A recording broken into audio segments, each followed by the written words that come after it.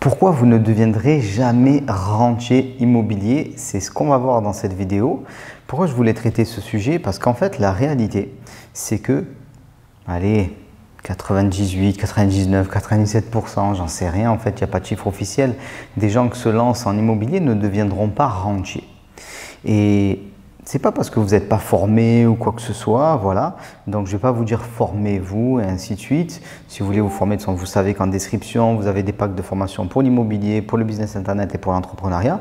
Donc ça, vous pouvez y aller tout de suite. C'est pas de ça dont on va parler. On va parler d'un point très précis qui est important. Aujourd'hui, je vais faire comme si toutes les personnes qui m'écoutent sont déjà formés. Donc vous savez faire de l'immobilier, vous savez acheter un bien immobilier avec un cash flow positif. Donc c'est ce que je suis en train de vous dire, c'est grave presque.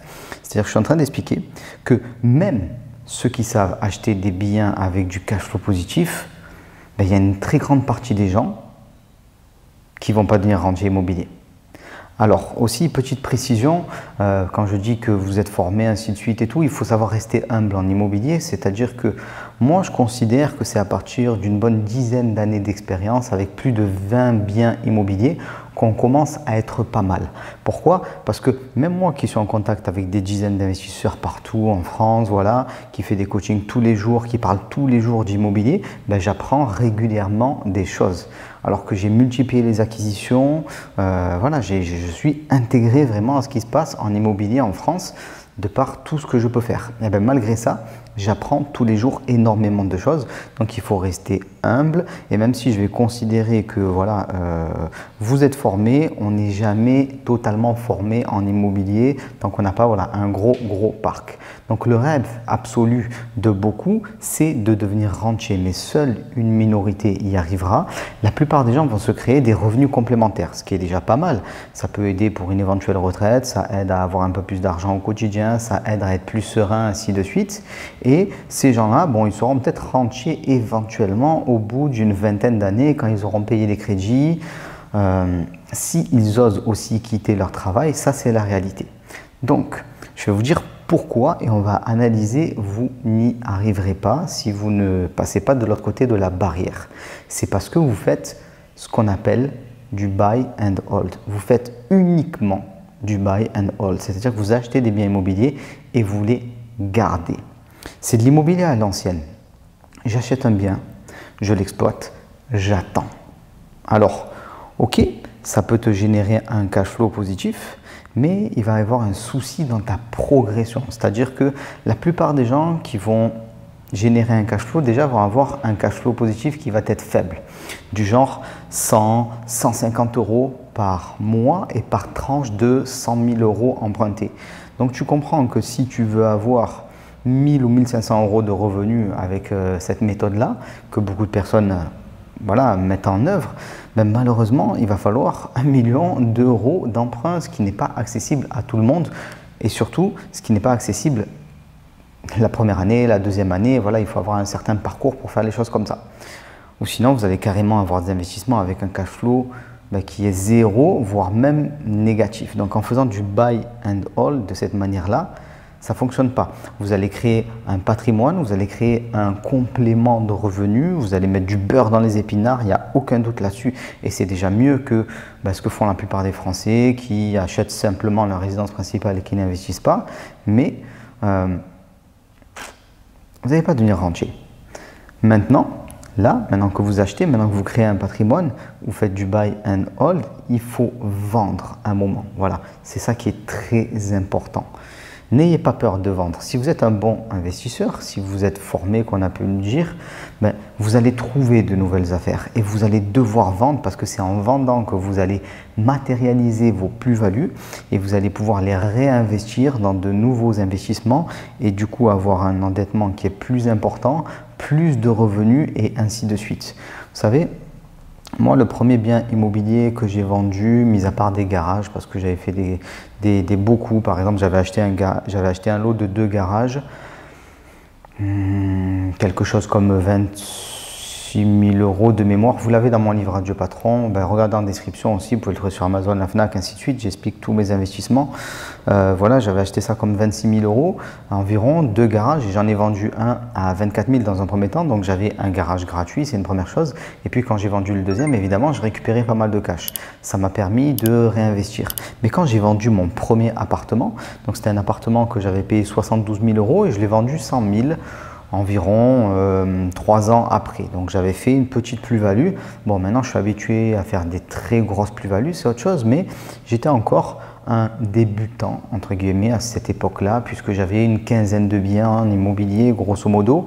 Et ça aussi, je vous explique, c'est très important, il faut savoir rester humble en immobilier, parce que les erreurs, quand on fait une erreur aujourd'hui, quand on achète, elle se matérialise très tard après. Et là aujourd'hui, vous achetez un bien immobilier, ben, vous ne savez pas qu'il y a de la vous savez pas qu'on peut forcément avoir de la plus-value latente, ainsi de suite. Vous n'arrivez pas peut-être à anticiper le devenir du marché, ainsi de suite. Et du coup, quand vous allez vendre dans 5 ans, dans 10 ans, c'est là que vous allez payer l'addition. Parce qu'aujourd'hui, je vous dis, si vous voulez devenir rentier immobilier, vous devez vendre vos biens à un moment ou à un autre. Il faut faire tourner son parc. Mais si vous avez fait de mauvais investissements jusqu'à présent, c'est-à-dire que vous avez acheté des biens immobiliers où il n'y a pas de plus-value latente, vous avez acheté des biens immobiliers où la valeur de l'immobilier n'a pas augmenté tant que ça, ou sinon vous les avez achetés trop cher. Très souvent, c'est le cas. Il y a beaucoup de personnes, car elles n'ont pas le niveau en immobilier, quand elles achètent, elles ne se rendent pas forcément compte qu'elles achètent très cher. Elles se font un peu tuer aux travaux et quand elles veulent revendre, c'est à ce moment-là qu'elles se rendent compte de leurs erreurs.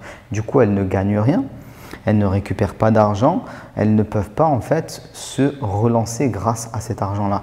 Donc aujourd'hui, si vous êtes dans le cas de figure d'une personne qui veut aller plus loin, qui veut devenir rentier, vous allez devoir vendre ce que vous avez et vous avez deux possibilités. Soit vous allez gagner de l'argent avec ça parce que vous êtes plutôt pas trop mal débrouillé jusqu'à présent.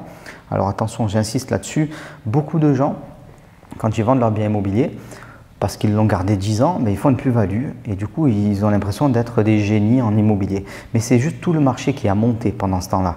Donc toi, si tu n'as pas été plus performant que le marché, quand tu vas devoir racheter des biens immobiliers, ils auront tous monté.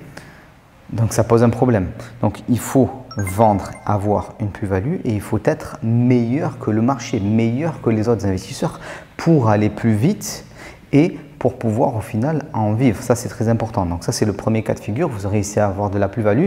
Sinon, vous allez devoir vous couper la main pour ne pas vous couper le bras. C'est-à-dire que vous allez devoir vendre vos biens aujourd'hui pour pouvoir récupérer de la capacité d'endettement parce que vous avez peut-être des biens immobiliers avec un cash flow qui est un peu nul, dont la valeur ne peut pas augmenter dans le temps parce que voilà, vous l'avez payé trop cher. Donc vous l'avez payé là. Ça valait peut-être ça quand vous l'avez acheté. Aujourd'hui, ça a monté ici. Mais pour que ça passe à ce niveau-là, il va falloir attendre 5 ans de plus, et sauf que dans 5 ans, on ne sait même pas si on sera encore là. Donc vous avez vraiment ces deux possibilités qui s'offrent à vous. Soit vous vendez, vous avez de l'argent, c'est très bien, vous réinvestissez tout ça, et faites-le correctement, c'est très important. Soit vous allez vendre pour libérer à nouveau de la capacité d'emprunt et pour vous relancer. Voilà, parce que peut-être qu'à un moment, vous avez acheté sans prendre en compte la revente, l'évolution du marché, le fait de faire une bonne rénovation qui va faire augmenter la valeur du bien, qui va faire augmenter sa valeur locative et ainsi de suite, tous ces aspects-là. Voilà. Donc peut-être que vous ne saviez pas ce que vous ne saviez pas. Je sais, cette phrase, elle est bizarre, je la dis souvent. On ne sait pas ce qu'on ne sait pas. Cette phrase, elle est importante, c'est-à-dire que quand on fait une erreur, souvent on ne s'en rend pas compte en fait, tout simplement. Parce que si on était en capacité d'évaluer les choses, on ne la ferait pas cette erreur. Si on sait que c'est une erreur, on ne le ferait pas. Et beaucoup de personnes, quand ils se lancent en immobilier ou même quand ils se développent, et même des personnes qui ont beaucoup de biens immobiliers, malheureusement, elles enchaînent les erreurs, elles se ligotent au fur et à mesure en usant leur capacité d'emprunt pour rien, en n'ayant pas assez de cash flow, en n'ayant pas de perspective d'évolution des prix de l'immobilier, et au final, elles n'y arrivent pas. Voilà, c'est très important. Donc si vous êtes dans ce cas-là, ça peut arriver. Aujourd'hui, posez-vous les bonnes questions. Qu'est-ce que je vais faire de mon patrimoine? Comment je vais remettre à plat les choses? Formez-vous pour ça, il faut y revenir à un moment ou à un autre. Je l'ai dit, vous regardez dans la description, vous avez pas mal de ressources pour ça. Faites-vous accompagner. Et si vous n'êtes pas encore lancé en immobilier, ne faites pas l'erreur de toutes ces personnes qui pensent que parce que tout simplement elles vivent dans un bien immobilier, elles vont pouvoir prendre en compte tous les facteurs qui sont à prendre en compte pour pouvoir en vivre. Oui, aujourd'hui, je trouve qu'il n'est pas difficile d'investir en immobilier et d'avoir au moins un petit cash flow. Ça, j'ai presque envie de dire que c'est à la portée de tout le monde si tu fais un petit peu attention. Voilà, c'est pas très compliqué. Mais pour pouvoir augmenter significativement ses revenus et pour pouvoir en vivre très rapidement, là, il faut un niveau de connaissance plus important. Et c'est pour ça que souvent, dans le parcours des investisseurs immobiliers qui sont autodidactes, comme moi je l'ai été, on a deux étapes. Une première étape où on fait une série d'investissements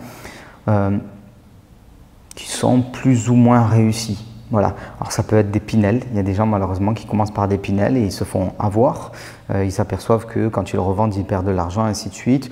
Ou ils achètent un bien immobilier, ils se rendent compte qu'ils ne gèrent pas les travaux comme il faut, que voilà, finalement il n'y a pas autant de loyer que ce qu'ils pensaient, et ainsi de suite. Du coup, bah, voilà, bon, ben, on fait nos armes entre guillemets. Puis à force de faire toutes ces erreurs-là, quelques années plus tard, pour ceux qui n'abandonnent pas, parce que beaucoup abandonnent en cours de route, on comprend, voilà, on a les acquis de l'expérience si on veut en quelque sorte, et on commence à faire de meilleurs investissements, et là on commence à avoir plus de cash flow, et ainsi de suite, voilà. Donc vous, cette étape-là, autodidacte, squeezez-la. De toute façon, si vous êtes en train de regarder cette vidéo, c'est parce que vous voulez apprendre de quelqu'un d'autre, et pas uniquement de vos simples expériences, et il faut les deux. Moi, je dis souvent, si aujourd'hui, d'ailleurs, tiens, je vais lancer un appel. Si aujourd'hui, il y a un investisseur immobilier en France qui a plus de, on va être gentil, on va dire 500 biens immobiliers et qui me propose un coaching, même 10 heures, je lui donne 100 000 euros tout de suite, aucun problème. Parce qu'un gars qui a cette expérience-là, qui a réussi à bâtir un truc à plus de 500 biens immobiliers, ben, je le paye 10 000 euros de l'heure s'il faut, aucun problème, parce qu'il va m'amener beaucoup plus loin. Donc comprenez que vous devez investir en vous. Ce que vous n'investissez pas en vous aujourd'hui pour vos performances, vous allez le payer demain en résultat. Et le problème, ça c'est ce qui me désole le plus, mais bon, ça je peux rien y faire, il n'y a que vous qui pouvez travailler là-dessus, c'est que les gens souvent ne se rendent pas compte à quel point ils ont fait n'importe quoi et ils sont heureux, quoi, ils sont contents. Tout ça parce qu'ils ont un peu mieux que le voisin, ils ont 1, 2, 3 investissements avec un petit cash flow et le voisin ne fait rien, donc on est meilleur que le voisin, ça flatte notre ego, tout ce qu'on veut. Mais en fait, tu n'as quasiment rien fait en fait, dans l'univers de l'immobilier par rapport à tout ce qu'il est possible de faire et la magie de cet univers, tout simplement. Donc voilà, je tenais à vous parler de ça. C'est sûrement pour ça que vous ne deviendrez pas rentier ou que vous ne l'êtes pas devenu. Donc ça veut dire quand même qu'il y a des choses à faire. Vivre de l'immobilier, c'est accessible à tous quand on fait les choses correctement. Et en fonction du niveau duquel vous partez, ce sera plus ou moins long, effectivement, mais ce sera toujours moins long que les 40 ans de carrière que le salariat vous promet. Allez, ciao tout le monde!